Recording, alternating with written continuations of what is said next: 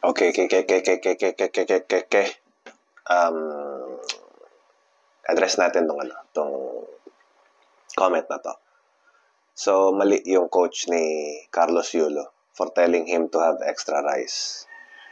I just want to make it clear because you said it is wrong, but they just produced a two-time gold medalist.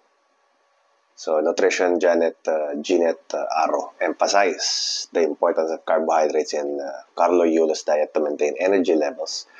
Tell me na that carbohydrates is not important for the elite level athletes. Different sports, different fueling strategies. Okay? So, sagutin natin. Una, no? Sinagot ko na to nung kagabi sa kanya. Inulit lang niya yung tanong niya after ko sagutin yung tanong niya. So, sagutin ko dito sa video na to. So, mali. Sinabi ko raw ba na mali, no? Yung coach ni Carlos Yulo na ipag-extra rice siya. Hindi ko pwede sabihin tama. Since 2016, sinasabi ko, carbohydrates is non-essential. It is non-essential as long as you eat ample amounts of essential proteins and essential fats. It will not change. Yun na yun. Nakalagay na yun sa libro nila. Yung nutritionist na yan, nasa libro nila yun. Nakalagay doon. Non-essential. Apparently, needed in life is zero as long as you eat ample amount. Ano ba? So, how will I ever say na ang carbohydrates is essential if nakalagay nga mismo sa libro nila na hindi essential as long as you eat ample amounts of essential fats, essential protein. Nakalagay na nga doon. Wala namang nakalagay doon sa libro nila. Ini-interpret ko lang naman yung libro nila. Wala namang nakalagay doon sa libro nila na exemption if you are Carlos Yulo. Exemption if you're a gymnast. Exemption if you're a ganto. Walang nakalagay na exemption. Wala. Carb is non-essential as long as you eat ample amount of essential protein and essential fats. Yun ang nakalagay sa libro nila. Okay? Yun ang nakalagay. Now, as for nakapag-produce ng dalawang ginto, yung ganong uri ng pagkain, hindi yun dahil sa kinakain niya kaya siya nakakuha ng dalawang ginto. Sa 100 ba naman na atleta kunwari na nandun? Sa 100, sa 1,000.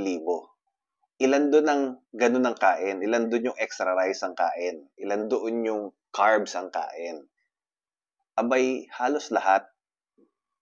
So, lagay natin, assume natin, 100 ng atleta. Kung meron mang low carber doon, di isa. 79 high carber. Abay, kahit sa mo pagbali-balig ta rin, kahit gaano pa kagaling, unless super galing talaga nung low carber na yon, kahit sa mo pagbali-balig ta rin, 99 versus 1. Malabo that yung 1 would rise doon sa top. Hindi ko sinasabing hindi pwede mangyari. Ang sabi ko, malabo. So if there are 99 athletes there who are high carbers, just like Carlos Yulo, abay malamang sa malamang isang high carber ang mananalo. Sa 99 ba naman isa lang yung low carber di pag sumablay na yung low carber, wala na. Wala na. Ganoon naman sa competition talaga. Diba? O ngayon, wala na yung low carber, lahat puro high carber na. Sino sa tingin mo yung magcha-champion? Di high carber, diba? Subukan mo baligtad yung sitwasyon. Subukan yung baligtarin. 99 yung low carber, which of course hindi nangyayari ngayon kasi globally censored ang LCIF. Pero subukan yung isipin, baligtad. 99, low carber. Isa lang yung high carber. 99 na elite gymnast din, pero low carber versus Carlos Yulo. I don't think mananalo siya. I don't think. Total, gusto nyo I don't think mananalo siya. Now, nanalo siya kasi lahat ng kalaban niya high carber. So, natural, high carber ang mananalo. kahit naman hindi siya yung manalo, high carber pa rin eh. I'm sure yung isang Pilipino, yung silver, yung bronze, so whatever, whoever, high carber din yun eh. So, ibig sabihin, even if hindi siya yung manalo, high carber ang mananalo kasi high carber, heavily populated ang mga atleta, heavily, puro mga high carber sila at the moment kasi hindi nga nagagamit ang low carb. Okay? So, hindi yun ang rason, hindi yun ang cause kung bakit nanalo siya. Hindi yun eh. Hindi naman siya per se eh. Yung totality ng bilang, high carbers. So, but naturalmente, high carber mananalo. Ginoo. So, hindi dapat ine-emphasize na hindi, kita nyo, kailangan ng carbohydrates to maintain energy level. Eh, yun nga yung saysay ng, ng fat eh.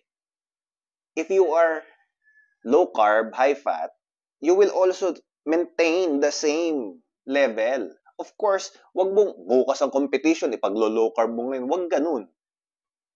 Eh, ako nga ngayon, may keto flu eh. Ako nga ngayon, mayroong healing crisis eh. Ako nga ngayon, bagsak yung immune system eh. 1 month kong ginagawa pa lang. Na strict ulit.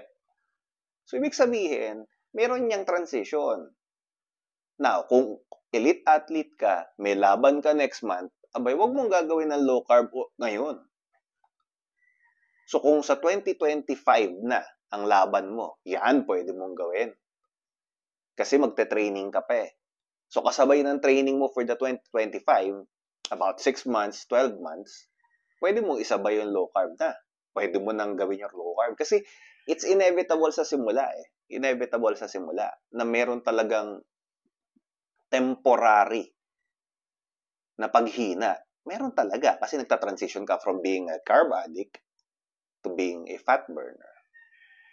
Okay?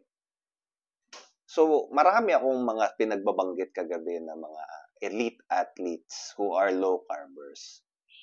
Marami. Hindi Olympians siya, pero marami. Maraming elite athletes. That's not the point. Okay? That's not the point is they are performing, competing professionally or should I say competitively na low carb. Okay? Na wala naman akong pake kung hindi kayo maniwala. Okay? Wala naman akong pake. I'm just talking about facts. Wala naman akong pake. Kung ayaw niyong gawin, edi wag niyong gawin. Okay? Okay lang yun. Magiging nga yun kasi para pagka meron na akong dialysis center, ay meron akong kliyente. Ang sa akin lang, nililinaw ko yung dapat linawin. Pero kung ayaw gawin, okay lang. Sa totoo lang, okay lang. I don't care. Lalo't magkakaroon ako ng dialysis center eventually, I don't care. Okay? Pero sa mga gustong malinawan, I hope nalinawan kayo doon. And by the way, bago ko malimutan, no? Sa mga magsasabing, mas maniniwala ako sa nutritionist kaysa sa'yo. May gali. Enough with that excuse. Hindi naman siya lang ang nutritionist sa buong mundo. Napakadaming nutritionist dyan. Okay? Napakadaming low-carb nutritionist dyan na nagsasabi na low carb. So, enough with that, that excuse is very illogical na tutumbukin nyo sa akin na hindi naman ako nutritionist. Yeah, of course, hindi naman ako nutritionist, hindi naman ako doktor. Pero lahat ng sinasabi ko galing sa mga doktor, lahat ng sinasabi ko galing sa mga nutritionist, lahat ng sinasabi ko galing sa mga scientists who are practicing and advocating for low carb. So enough with that excuse. Enough with that excuse. Yeah, ako hindi. Pero yung mga sinasabi ko galing sa mga doktor, dietitian, scientist, etc. na low carber. Okay?